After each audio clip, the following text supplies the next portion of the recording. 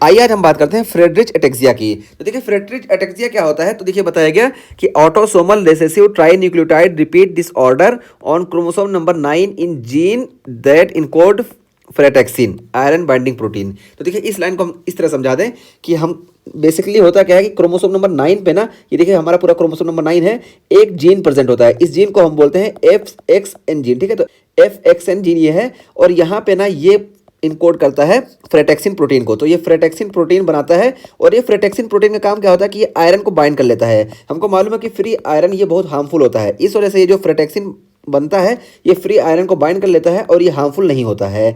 लेकिन Friedrich ataxia की condition में क्या होता है कि यहाँ पे ना ये देखिए ये ट्राइन्यूक्लियोटाइड प्रेजेंट होता है जीएए। नॉर्मल कंडीशन में बहुत कम होता है, इस वजह से कोई परेशानी नहीं होती है। लेकिन फ्रेडरिच एटेक्सिया में म्यूटेशन के जैसे ये जीएए ट्राइन्यूक्लियोटाइड ये इस जीन पे कई बार रिपीट हो जाता है, ठीक है। तो इस एफएक्सएन जीन पे ये जीएए कई बार रिपीट हो जाता है, जिसकी वजह से ये फ्रेटेक्सिन आयरन बाइंडिंग प्रोटीन नहीं बन पाती है। और जब ये आयरन बाइंडिंग प्रोटीन नहीं बन पाती है ना, तो आयरन ज़्यादा हो जाता है, और जब आयरन ज़्यादा हो जाता है तो इसकी वजह से देखिए हमको माइटोकॉन्ड्रिया के फंक्शन में ना हमको इंपेयरमेंट में देखने को मिलता है। तो यही चीज़ होती है फ्रेडरिच एटेक्सिया की। तो देखिए क्या है, ऑटोसोमल रिसेसिव होता है, और यहाँ पे ट्राई न्यूक्लियोटाइड रिपीट डिसऑर्डर देखने को मिलता है, और यहाँ पे जीएए रिपीट होता है, और क्रोमोसोम नंबर 9 पे रिपीट होता है। और कौन से जीन पे, तो देखिए एफ एक्स एन जीन पे। और ये F x gene normal condition में क्या बनाता है, फ्रेटेक्सिन। और फ्रेटेक्सिन क्या करता है, आयरन को बाइंड कर लेता है, और जब आयरन को बाइंड कर लेता है तो आयरन का जो हार्मफुल इफेक्ट है उससे माइटोकॉन्ड्रिया बचा रहता है। लेकिन इस कंडीशन में जब इसका म्यूटेशन हो जाता है तो ये जीन जो है काम नहीं कर पाता है, और फ्रेटेक्सिन का फॉर्मेशन नहीं करता है। इस वजह से फ्री आयरन का कंसंट्रेशन बढ़ जाता है, जो कि माइटोकॉन्ड्रिया को डिस्ट्रॉय करने लगता है। तो पूरा मैकेनिज्म यही है। तो देखिए यही बताया गया कि leads to impairment in mitochondrial functioning. तो माइटोकॉन्ड्रिया का फंक्शन जो होगा ये इंपेयरमेंट हो जाएगा। और इसके बाद देखिए आपको सिम्टम क्यों और किस वजह से देखने को मिलेगा। तो देखिए हमको क्या क्या डिजनरेशन देखने को मिलेगा। तो देखिए degeneration of lateral cortico spinal tract. तो लेटरल कॉर्टिको स्पाइनल ट्रैक्ट में हमको डिजनरेशन देखने को मिलेगा।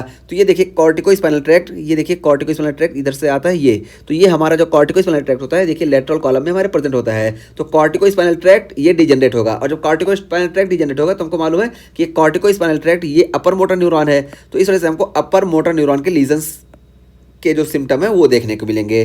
तो सबसे पहले बताया गया कि degeneration of lateral cortico spinal tract. तो जो कॉर्टिको स्पाइनल ट्रैक्ट का हमको डिजनरेशन देखने को मिलेगा, इस वजह से देखिए हमको स्पास्टिक पैरालिसिस देखने को मिलेगी। पीछे से हम बात करते आ रहे हैं कि हमको अपर मोटर न्यूरॉन की लीजन की कंडीशन में स्पास्टिक पैरालिसिस ही देखने को मिलती है। और दूसरी चीज़ देखिए बताई गई कि स्पाइनोसेरिबेलर ट्रैक्ट भी हमको यहाँ पे डिजनरेट देखने को मिलेगा। और ये स्पाइनोसेरिबेलर ट्रैक्ट क्या होता है कि यहाँ से देखिए स्पाइनल कॉर्ड से ये सेरिबेलम तक जाता है, और ये स्पाइनल कॉर्ड से ये जब सेरिबेलम तक जाता है तो पता चला कि ये बैलेंस को और पोस्चर को मेंटेन करता है। जब इसका डिजनरेशन हो जाएगा तो इसकी वजह से हमको एटेक्सिया वगैरह देखने को मिलेगा। तो देखिए बताया गया कि स्पाइनोसेरिबेलर ट्रैक्ट का इन्वॉल्वमेंट होगा, इस वजह से हमको एटेक्सिया देखने को मिला।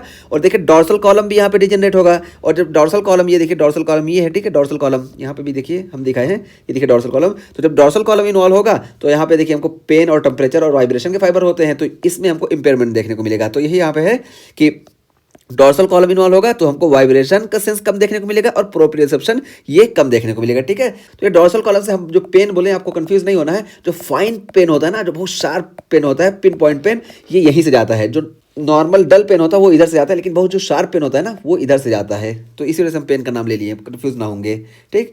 तो ये चीज़ हो गई, हमको 3 तरह के फाइबर इन्वॉल्वमेंट देखने को मिलेंगे। डॉर्सल कॉलम इन्वॉल्वमेंट देखने को मिलेगा, साथ साथ हमको कॉर्टिको स्पाइनल फाइबर इन्वॉल्वमेंट देखने को मिलेगा, और हमको स्पाइनोसेरिबेलर फाइबर का इन्वॉल्वमेंट देखने को मिलेगा। तो इन तीनों का डिजनरेशन देखने को मिलेगा। इसी वजह से यहाँ पे इस 3 तरह की हमको परेशानी देखने को मिलेगी। स्पास्टिक पैरालिसिस देखने को मिलेगी कॉर्टिको स्पाइनल ट्रैक्ट इन्वॉल्वमेंट की वजह से, और एटेक्सिया देखने को मिलेगा स्पाइनोसेरिबेलर ट्रैक्ट की इन्वॉल्वमेंट की वजह से, और डॉर्सल कॉलम की इन्वॉल्वमेंट की वजह से हमको वाइब्रेशन और प्रोप्रियोसेप्शन में परेशानी देखने को मिलेगी। और देखिए डॉर्सल रूट गैंग्लियन का भी इन्वॉल्वमेंट होगा। तो देखिए डॉर्सल रूट गैंग्लियन, ये देखिए डॉर्सल रूट गैंग्लियन है, और जब डॉर्सल रूट गैंग्लियन इन्वॉल्वमेंट होगा तो हमको मालूम है कि ये डीप टेंडन रिफ्लेक्स में रोल प्ले करते हैं। तो हमको डीप टेंडन रिफ्लेक्स ये एब्सेंट देखने को मिलेगा। तो ये 4 चीज़ यहाँ बता दी गई, ठीक है। तो ये हो गया, ये इसके मेन चीज़ हो गई। मेन जो हमको देखना था यही कि यहाँ पे ये इसकी पैथोफिजियो हो गई। पैथोफिजियो के बाद यहाँ पे हम बताया कि यहाँ पे हमको देखने को क्या क्या मिलेगा, मीन्स क्या क्या डीजनरेट हो रहे हैं। अब जब डीजनरेट हो गए तो अब ये हम सिम्टम की बात करने जा रहे हैं कि हमको सिम्टम क्या क्या देखने को मिलेंगे। तो देखिए सबसे पहला सिम्टम यहाँ बताया गया कि स्टैगरिंग गेट देखने को मिलेगा। तो स्टैगरिंग गेट क्या होता है कि टेढ़ा होकर चलना। टेढ़े होकर चलने को देखिए यहाँ पे देखिए, हम जब भी फ्रेडरिच एटेक्सिया देखेंगे तो यहाँ पे देखिए पेशेंट ऐसा टेढ़ा दिखाया जाएगा। तो ये टेढ़ा होकर चलना, इसी को हम बोलते हैं स्टैगरिंग गेट। तो स्टैगरिंग गेट हमको देखने को मिलेगा, और फ्रीक्वेंट फॉलिंग देखने को मिलेगा। तो फ्रीक्वेंट फॉलिंग क्यों देखने को मिलेगा हम बता दिए कि यहाँ से स्पाइनोसेरिबेलर ट्रैक्ट ये डिजेनरेट हो गया, साथ साथ हमारा डोर्सल कॉलम भी ये डिजेनरेट हो गया। तो इस वजह से हमको प्रोप्रियोसेप्शन में भी परेशानी देखने को मिली, इस वजह से फ्रीक्वेंट फॉलिंग देखने को मिलेगा और निस्टिग्मस देखने को मिलेगा।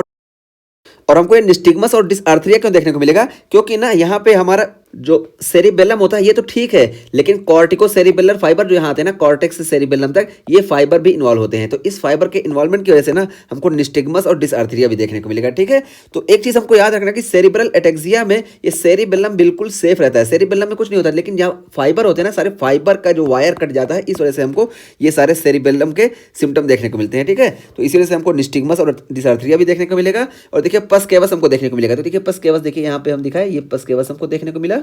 और ये पसकेवस हम बात करके आ चुके हैं कि पसकेवस और एक चीज और है हेमरटॉयज। तो देखिए पसकेवस और हेमरटॉयज ये फ्रेडरिच एटेक्सिया में भी देखने को मिलता है और सीएमटी में भी देखने को मिलता है, चारकट मेरी टूथ डिजीज। ठीक है, तो ये पेरिफेरल न्यूरॉन्स का डिजनरेशन हो जाता है या डिमाइनेशन होता है, तो उसमें भी हमको ये देखने को मिलता है। तो पसकेविस यहाँ भी देखने को मिलेगा और सीएमटी में भी देखने को मिलता है। एक्स्ट्रा पॉइंट हम लेके चले। और देखिए डायबिटीज मलाइटिस भी देखने को मिलता है और हाइपरट्रॉफिक कार्डियोमायोपैथी भी देखने को मिलती है, और ये कॉज ऑफ डेथ। ठीक है, तो हाइपरट्रॉफिक कार्डियोमायोपैथी देखने को मिलेगी, इस वजह से हमको डेथ देखने को मिलेगा। ये सब सिम्टम क्यों देखने को मिले ना, क्योंकि यहाँ पे इंक्रीज हो जा रहा है हमारा आयरन, और आयरन जब इंक्रीज हो रहा है तो माइटोकॉन्ड्रिया इन्वॉल्व हो रहा है, और माइटोकॉन्ड्रिया इन्वॉल्व हो रहा है ना, इस वजह से देखिए हमको ये डायबिटीज और हाइपरट्रॉफिक कार्डियोमायोपैथी देखने को मिल रही है। और प्रेजेंट इन चाइल्डहुड विद काइफोस्कोलियोसिस, और चाइल्डहुड में हमको काइफोस्कोलियोसिस दोनों देखने को मिलता है। तो स्कोलियोसिस क्या होता है कि जब यहाँ पे देखिए ये लेटरल डायरेक्शन में इस तरह से फोल्ड होता है, तो इसको हम स्कोलियोसिस बोलते हैं। और काइफोसिस जब आगे एंटीरियर पोस्टीरियर डायरेक्शन में होता है। तो देखिए काइफोसिस और स्कोलियोसिस दोनों साथ में देखने को मिलेगा। तो यही है कि काइफोस्कोलियोसिस हमको देखने को मिलता है चाइल्डहुड में।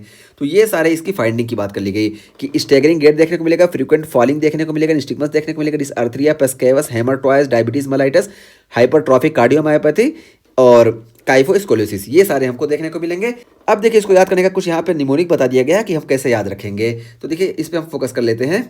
फ्रेडरिच इज फ्रेटेस्टिक। तो देखिए फ्रेडरिच एफ से हो गया हमारा फ्रेटेस्टिक। तो फ्रेटेस्टिक से क्या है कि यहाँ पे फ्रेटेक्सिन प्रोटीन का फॉर्मेशन कम हो जाता है, पहली चीज तो यही हुई। और दूसरी चीज क्या है कि अब फ्रेडरिच इज फ्रेटेस्टिक, तो क्या अब आगे क्या बताया जा रहा है, बात अभी पूरी कहाँ हुई, यहाँ से तो शुरू किया जा रहा है।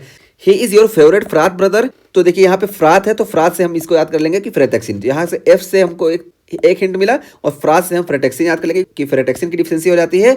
और always staggering and falling but has a sweet. ठीक है, तो देखिए ऑलवेज स्टेगरिंग, तो स्टेगरिंग से होगा कि हमको स्टेगरिंग गेट देखने को मिलेगा, एंड फॉलिंग, तो देखिए फॉलिंग से क्या है कि हमको फॉलिंग देखने को मिलेगा, फ्रीक्वेंट फॉलिंग देखने को मिलेगा, but has a sweet big heart. तो देखिए स्वीट से हो गया कि यहाँ पे डायबिटीज मलाइटिस देखने को मिलेगा, और बिग हार्ट से हो गया कार्डियोमायोपैथी देखने को मिलेगी। ठीक है, तो ये चीज़ हुई। और एटेक्सिक गेट, तो एटेक्सिक गेट हमको देखने को मिलेगा। तो देखिए गेट GAAIT, तो यह हुआ कि यहाँ पे GAA ट्राइन्यूक्लियोटाइड का हमको रिपीटेशन देखने को मिलता है। तो ये पूरा हमको याद करने का तरीका बता दिया गया, और याद कैसे करना है। तो ये हमारा फ्रेडरिच एटेक्सिया का टॉपिक कंप्लीट हुआ। इसमें देखिए यहाँ पे देखिए पूरा दिखा दिया गया, ये देखिए हाइपरट्रॉफिक कार्डियोमायोपैथी देखने को मिलेगा, डायबिटीज मलाइटिस देखिए यहाँ पे दिखा दिया गया, और ये देखिए काइफोस्कोलियोसिस देखने को मिलेगा। और उसके अलावा देखिए ये हेमरटॉय हो गया, और ये देखिए पसकेविस, ये देखिए पसकेविस हो गया। तो ये हमारा पूरा टॉपिक कंप्लीट हो गया। सारे सिम्टम यहाँ पे देखिए इस फोटो में दिखा दिया गया। तो ये फोटो देख के भी हमारा सिम्टम याद हो जाना चाहिए, इस फोटो को ही अगर हम पेस्ट करते रहें जगह जगह।